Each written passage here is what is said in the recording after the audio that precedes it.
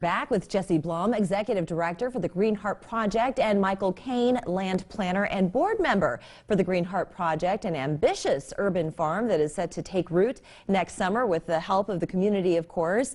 We were just talking about it being a half acre. You're going to yield some 5,000 pounds of fruit and vegetables. Can you give us a little bit of a menu as to the types of fruits and vegetables that you want to grow there? Well, what I keep telling people is you'll see a lot of the fruits and vegetables we're growing in our current school garden at the new garden space. We've got two big bumper crops every year.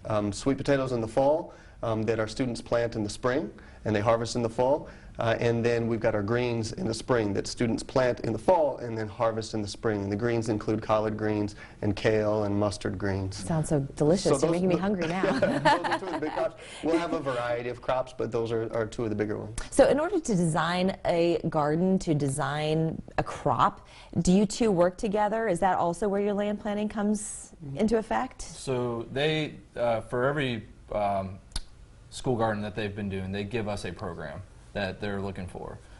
This being a larger project in itself, they told us, well, we need to hit a certain amount of garden space and all that, so half an acre, as you mentioned earlier.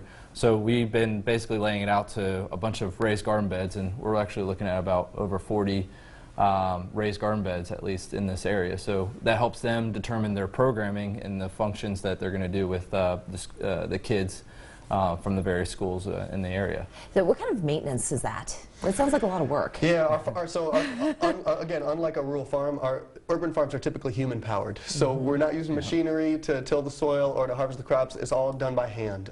We rely on tons of volunteer support, and so part of this campaign to build the urban farm, we're trying to raise money, but we're also trying to recruit volunteers to help us not only build the farm, but also maintain the farm on an ongoing basis. Well, I think you can taste the love a little bit more when it's done by hand. That's right, yeah. It tastes better. It does taste better. What is your overall cost of creating this farm? So we're running a campaign which is going to build the farm. It's also going to sustain the farm for 5 years. This project is going to double the size of our organization, and so we not only need to build the infrastructure, we also need to build our organizational and program capacity to run the farm.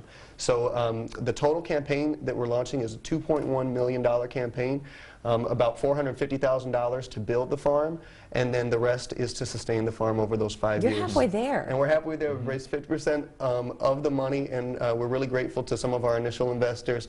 Seaman Whiteside is an initial corporate contributor to the campaign, but in order to get the rest of the way there, we need everybody's help. And so how do people make donations? You want to get this up and running by June. Yes, we do. So how can people help out?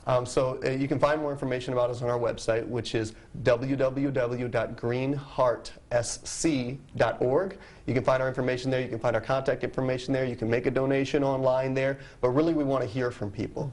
So the best thing you can do is contact us. And what do you hope to see for the future of this farm? So once it gets planted and you start harvesting, that's not where it ends. It's going to be a community gathering for people. That's right. Yeah. So really one of the greatest benefits of this project is we're serving the residents, and there's a significant elderly population at the William Enston home. The rest of the property is designated as workforce housing for regular working people.